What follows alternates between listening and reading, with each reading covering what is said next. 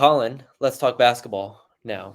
Hmm. North Texas begins its season. Actually, the exhibition is on the 29th in the Oh, PMAC. I'm so excited. So we're very close to that.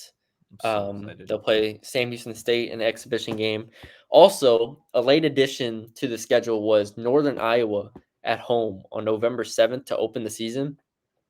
And let me just say that game is a phenomenal pickup between two awesome mid-major programs. Yeah, UNI is great. Northern Iowa, let me get their Ken Palm up. I mean, shoot. You remember that? Weren't they the team that beat? Was it A A&M. and M or Tech? A They, and I M, think they and lost to A&M on a big comeback in the tournament, I but thought then they they beat won. A and M. No, they beat a 1 seed one year, It like was like in like the last against 45 seconds, they scored like yeah, 8 points or something like that. I yeah, can't remember. yeah. Ken Palm has Northern Iowa as the number 98 team in the country. Hmm. 2 years ago, they were 91, 91st in the country. 2020, they were the 49th team in the country. They've been kind of up and down in like the 100 range for a while. But Ken Palm has them at 98 going into the year. This very well could be a matchup of two top 100 teams. And I wanted to give a shout out to obviously Ross Hodge and everybody for making that game possible. Because now, if you look at the schedule as a whole, you're talking Northern Iowa, you're talking the Charleston Classic, which has St. John's in the first round, which is a monster game, and then Yeah. obviously the winner or loser of LSU and Dayton, another monster game there. So you're talking two huge games at the very least from that, and then the third game will be TBD. So that's already 4 games we presume against top 100 teams.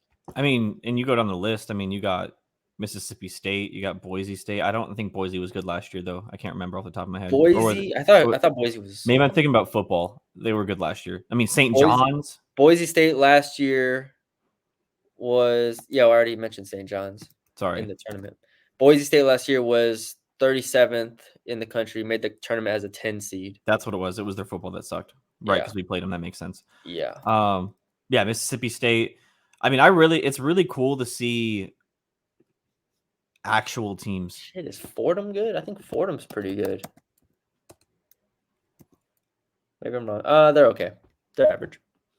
But it's cool not to see like a Southern Nazarene on there. You know what I mean? Like you're seeing teams that like people see on TV. Yeah. Again, the only games where you don't have to watch is Mississippi Valley State, Angelo State, which I don't think Angelo State's that bad, but Angelo State and LSU Shreveport. Yeah. Those are the only 3. And I mean, heck, outside of that, UT Arlington, Mississippi State, Fordham, Boise State, Charleston Classic, and Northern Iowa. We'll be at the Charleston Classic. We will be there. We'll be there. The credentials were submitted.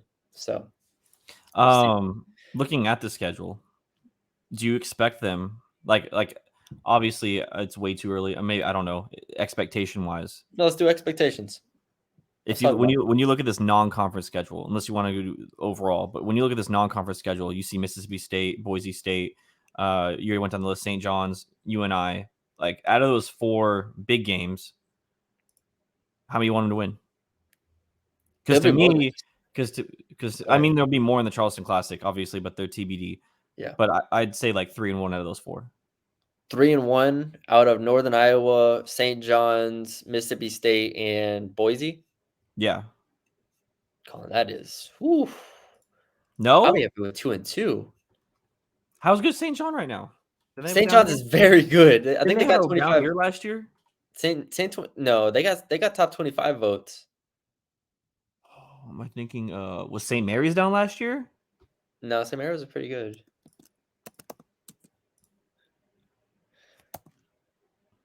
Just getting all confused. So I'm taking the 2-2 there. I would be thrilled. 2-2. Mississippi State made the tournament last year. St. John's is going to be very Boise good. made it. Boise made the tournament last year. Like, if they go 2-2 again, let's say ideally you want to beat Northern Iowa to start the year at home. Right. That's a game of the caliber of a UAB. That's a game the caliber of probably a Tulane. That the top upper tier of the American, maybe not the top tier like Memphis and FAU, but a tier below that. that's kind of where Northern Iowa is. So, I mean, you want to win that game. I go into the Shriners Classic saying you want to win one of the first two between St. John's, Dayton, or LSU. You want to win one of those two games, and then the third one, I don't know who they could play, but St. John's is 60 on Ken Palm right now. Still a very tough game. If we go Ken Palm, also Mississippi State is like 27 or something. Are they actually? Yeah, I mean, dude, they were good last year. Now, Oh, the they were thing about good. Mississippi State, though, is they don't have Tolu Smith, their all-conference center for the Yeah. first, like, few months of the year. So, regardless of those games, I would love to go 2-2. I think if you look big picture-wise, if you had 2 more games of the Charleston Classic, 3-3 maybe, somewhere along that. They don't need a ton of non-conference wins. Like, if we're talking at-large bids, if you beat Northern Iowa and you beat Boise, let's say, Yeah. and you keep it competitive with Mississippi State and St. John's and whatnot, and let's say you get 1 win at the Charleston Classic, that's more than enough if you beat everybody else you're supposed to beat, like Fordham and UTA. So you do that, and then you have a good non-conference run, or you have a good conference run. Yeah. You'll be in the top 50 in the net and Ken Palm and stuff again.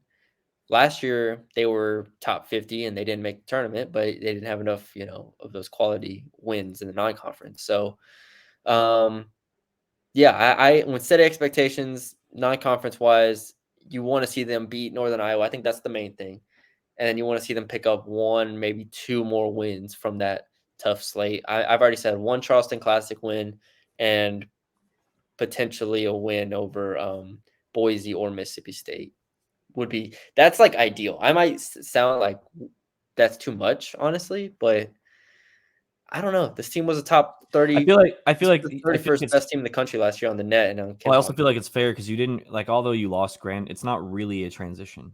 So let's talk about that. Are Yeah. we underestimating the potential impact of not only losing Grant, but losing also obviously Tyler Perry and Abu and whatnot? I Like, are think we underselling the turnover on this team?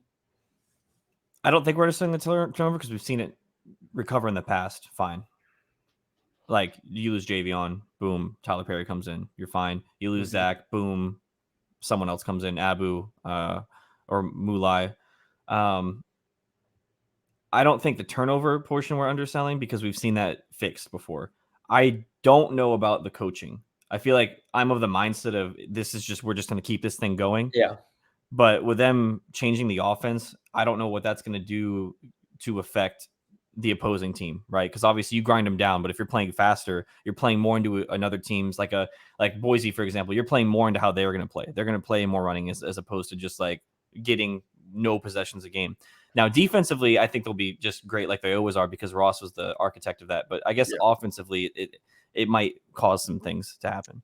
Well, I think it kind of goes hand in hand, and we've seen them do this year after year where they take turnover and whatnot. And they plug in new guys, and they have the returners that they have, which makes us feel a lot better. But not only is this not Grant, this is Coach B's not there anymore. Coach Ream's not there anymore. You go down the list, and it becomes very quickly like this is a very different staff than the one that was 2 years ago. That there was 2 years Oh ago. yeah, for sure. Like, this is Ross with Coach Estelle now, Coach Forte now, Coach Shaw, who we love from TBT, has gotten promoted to an assistant coaching job.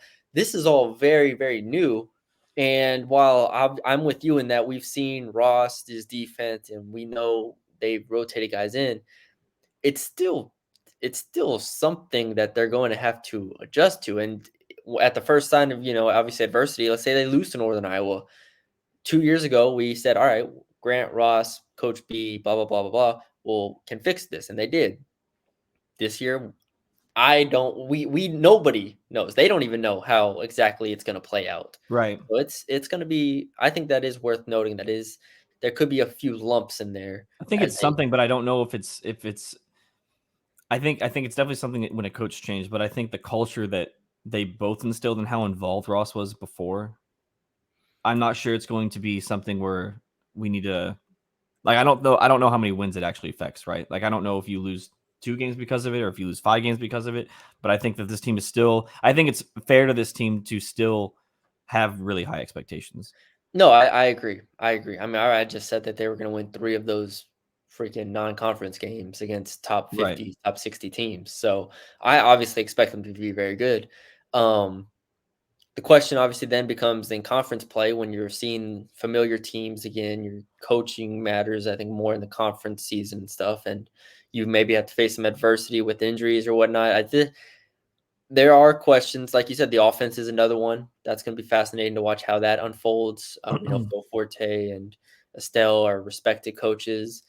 There's a lot of I think I asked if we're underselling the turnover because I don't want to go into this year thinking, all right, this is just another North Texas team because it's not. It's not Grant McCaslin team. This is the start of a new era to me. Like this Right. is very much the start of something different. It could be better, could be worse, could be the same, it could be the exact same, but it's the start of something kind of different. So I'm interested in that. Now, when it comes to overall like season, like non-conference, and we don't have to make our predictions per se, but like going into the year where you're predicted, was it sixth in the I think it was 6th, conference? yeah. From was that the media or coaches, whoever, and you're in a very good competitive conference. Do you say because over the summer I was like third, top three is my expectation for this team. Mhm. That's the standard North Texas should be at. Are we still there?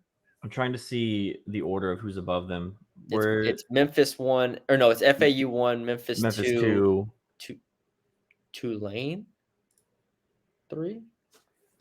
I'm trying to find it, but I'm having trouble finding it. You Well, said UAB and here's Tulane are here's two the more thing. above You them. have to beat the American is clearly better. And we talked about this with football a lot. You know, they're like you're playing a Wichita State instead of a UTSA. Like Well, that's UTSA is also in the conference, Colin. Don't forget. well, what I mean is like that caliber. Like there's lots of caliber of those teams Yeah, in Conference USA, whereas like middle of the pack, you're still playing a Wichita State.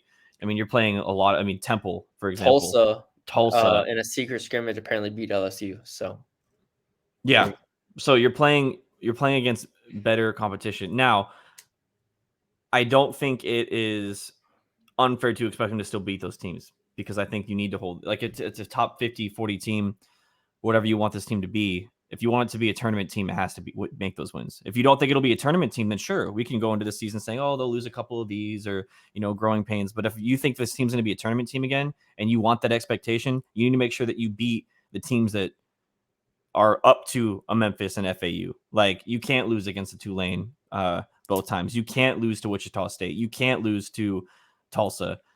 Um, so if you want to be, if your expectation is sixth, sure. But for me, I think if you're going to continue this thing, you have to hold them to. They're going to beat these teams. You know what's crazy is in order to make the tournament with an at-large bid, they're probably gonna have to go something like what 9-3 in non-conference, Mm-hmm. and then something like 14-4 in conference, right? So we're looking at a 23-7 record in the for the season to get an at-large potentially. Like we start laying out what it would take, and then obviously a couple wins in the tournament, in the conference tournament, and then maybe losing at the end. Like if we're talking at large wise, which Yeah. I think is fair to talk about now that they're in the American because strength of schedule is much less of a hindrance going into the year. So like 23-7 is now what it's going to take. Right. Can you get to that mark? Because that's not an easy mark. And you're Well, not, like you said, you're not just playing UAB twice and be like, oh, this is a big game. Let's get up for them. You have in a 3-game stretch, you have SMU, FAU, and UAB in a 6-day stretch. yeah. Can you win 2 out of those 3? Potentially all 3 of them? Like, I don't know. It's very much like you're gonna have to win those games. Like last year, they lost to FAU both times in nail biting fashion. It was terribly painful. Can you win those games? Can you win one of those games? Like that's the key. And so now, not only is this a new staff, new team, blah blah blah, the expectation is the same, but the level of competition has raised, and now you have to match it. Right. It's But that's everything everyone's always asked for, though. yes, 100%, So now's 100%. the time to do it. You're playing Yeah, on no, I'm not TV. giving them a No, no, cop no. out. I know you're not, but I'm saying that for like I don't. What I don't want is for us to go. I know we probably won't do it, but for people like if we go into this season, it's like they are having trouble. I think it would be I think it would be unfair to the fans for us to be like, oh, we'll give them a pass this year. No, yeah, I think I'm that's not giving them unfair. a pass. Yeah. We're gonna be very hard on them, I think. Probably because we've pent up aggression from holding back on the football team. So Yeah. we're just gonna let it all loose. If they lose to Northern Iowa, man, you know, blows Well, what up. about you? I mean, I said that they should be beating those teams. What do you think they should No, do? I agree. I mean, Okay. if I said they're only gonna lose 3 games in non-conference, then we're going into conference saying Wichita State, Tulane are your first 2 games. Like Yeah. that's right off the bat, 2 very good teams. Expect you to beat Wichita State on the road nonetheless, and then come back to the Super Pit. You're probably gonna have to beat Tulane at home, and then Temple and East Carolina. East Carolina was the other team that was picked ahead of North Texas. Oh, Um, yeah, yeah, yeah. I know ECU got a LSU transfer in Cam Hayes, who was actually pretty freaking good. But I don't know who else is on their roster. Regardless, like that's another team that's going to be a problem. So, yeah, all in all, I mean, if I'm being kind of realistic, I think a 12-6 conference season would be fantastic, and that's probably going to put you in the top 3. Um, will it guarantee you a at-large bid? Definitely not. But we'll have to see how the year plays out and everything. I don't know. I don't want to go into the year saying it's only a success if they make the tournament. Do you think that they should say that? Only a Because success if they make it through. No, I would say a no because you're top playing against competition that is a lot better. And I I think a mean that I top don't 3 finish. and I don't mean that in the sense of like because it's harder for them to get into the tournament. It'd be because we're going to see wins against better teams, and I think that's also important. So, like for example, like if they beat Memphis once and they beat FAU once and they sweep Wichita State and SMU and are still top 3 in the conference, like yeah, that's a really good year. I think that's like really really good. If they don't make the tournament at large because they lose to a Memphis or an FAU in the tournament, then okay, that's what a good basketball. That's what happens in a good basketball conference. Yeah. Teams not the best team doesn't always make it every time because there's so many other good teams. But again, that's all in context of what actually happens, right? If they don't make 3 and they don't make the tournament, then yeah, I'll be upset. Like if they make 5th and they don't make the tournament and their only chance at it is Yeah. making a run in the tournament, then I'll be like, yeah, that's a bust. But if you're top 3, got a chance at the at large, I think as long as you have a chance at the at large for North Texas year in and year out, I think that's a successful season every year because that's all you can ask for in a good basketball conference. Unless you're a Tech, unless you're those crazy good Yeah. basketball Yeah, teams. Big 12 is different. I mean, Yeah, yeah, that's again for an American conference that last year only had 2 teams in the tournament, I'm pretty sure in Houston and Memphis. Like now you're adding FAU, North Texas, UAB, those caliber of teams. I'm just interested to see how the strength of schedule balances out things out and how it kind of impacts the perception right. of these teams and how it goes. Um, but yeah, I think I agree with you 100%. Here's They a need question: top do you 3. think that fandom finally goes up with seeing actual teams play this team? Like Wichita State, obviously huge basketball history. SMU rivalry. Memphis, FAU, obviously last year in the tournament. Like I feel like there's a lot more buzz around these games. But do you think it translates to actually putting people in seats? I don't think so. I think the thing that we should be happy about is that these games are getting televised more. If you look at Yeah, them, Wichita State ESPN2, Tulane ESPNU, Temple ESPNU, SMU ESPN2, FAU ESPN2. And if these teams are good and they're like all like if you're getting a top 50 matchup in the non-conference, people will hype it up. yeah, Like you'll be watching a game and Fran Fraschilla will be like, "Oh man, North Texas FAU this week. Yeah, I gotta tune into that." Blah blah blah. Like that's the type of attention I look, guys. I gave up on North Texas being an athletic school as far as people showing up to the games a while ago. They'll show up to NIT champion, like NIT games, the yeah, CBI championship, those championship type games. They'll show up for, but I'm not expecting them to show up for North Texas versus East Carolina or something like that. Even if it is a big game, I mean they'll show up and it'll be fine. right. But But you're not no, selling out. Oh, they're definitely not selling out the super pit. No, but Yeah. get as much as you can in there, and I don't think that really matters. Just win the damn games. All I care about is what's going on the court. But yeah, that's my expectations. I did want to talk about real quick before we get out of here. Rondel Walker is one of those of the hundreds seemingly of NCAA athletes that is on a two-time waiver request. Obviously going up to Oklahoma State, from Oklahoma State to TCU, TCU to North Texas. Um, I mean, you go down the list of schools. I think almost every school in the country has probably at least one. LSU has one. Wake Mhm. Forest, I know, has one.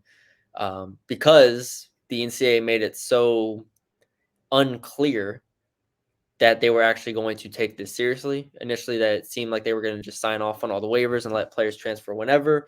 And now they want to put their foot in the ground and say, no, you can't do this. So they have, through the football season, denied several waivers.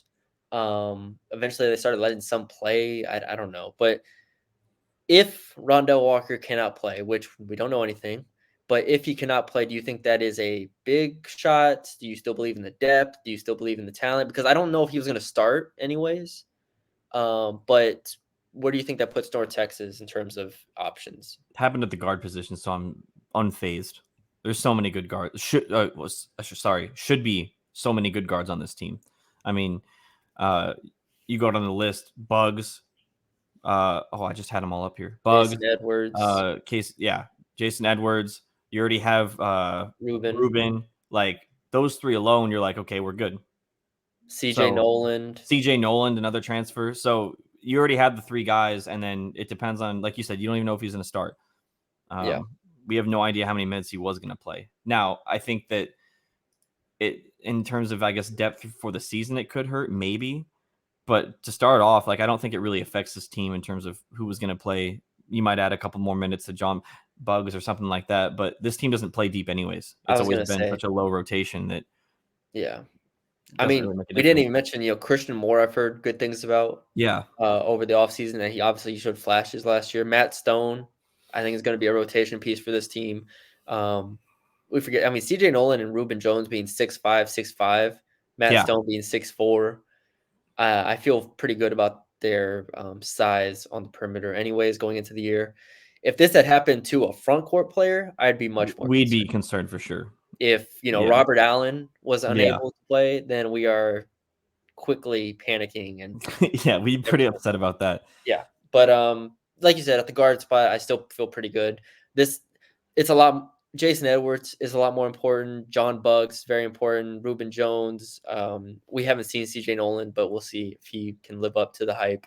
So those type of players, I agree. I don't think it's a huge blow, but Rondell's obviously a very good player, and hopefully he stays. And well, I mean, I don't think he would have a choice Yeah, at that point. But don't yeah, think he can leave now. I don't know how his situation works out. But yeah, he still has another year or two of eligibility. So hopefully we can get him on the court next year if that is the case, if he doesn't get the waiver accepted. Yeah. All right, Colin, there you go. Anything else before we go? No, All right, let's wrap it up. Good luck on your gardening. it's only if it Um, doesn't rain. okay, well, yeah, keep us updated. When is this Yeah, happening? Saturday yeah. morning, afternoon? Probably an all day thing. All day. Well, North Yeah. Texas versus SMU or North Texas versus I'll be Memphis, watching. I'll be watching. Don't you worry. Don't two you worry. o'clock. Colin, Yeah. you set the TV up outside while you're 8 working. a.m. 8 a.m. to 2 o'clock. There Work. you go. There Then you go. you have the All four right. hours after. All right. If you're watching on the YouTube side, we appreciate you for watching. If you haven't already, go check out the football video that we did. And if you're listening, thank y'all for checking out the podcast on Apple, Spotify. Leave us a 5-star rating and review wherever you're listening. Shout out to the Republic of Football. Shout out to Home Field Apparel, 15% off with the code MGreen. Oh yeah, updated YouTube subscribers. We hit the 270 mark, so I'm gonna need 300 now.